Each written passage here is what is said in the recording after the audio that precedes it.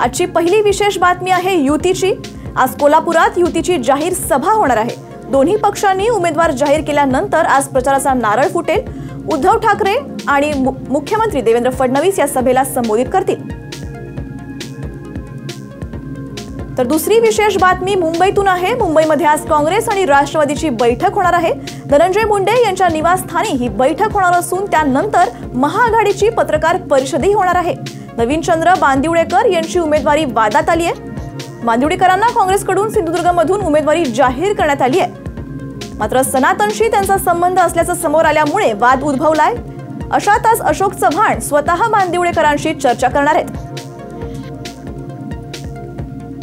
छत्रपती शिवाजी महाराज यांची आज तिथीनुसार जयंती आहे। शिवजयंतीनिमित्त राज्यभरात कार्यक्रमांचं आयोजन करण्यात आलंय। आजपासून तर चौथी बातमी आहे। आयपीएलचा आज सुरुवात होणार आहे। आयपीएलची चेन्नई सुपर किंग्स विरुद्ध रॉयल चॅलेंजर्स बंगळुरू यांच्यामध्ये आज सलामीचा सामना खेळला जाणार आहे।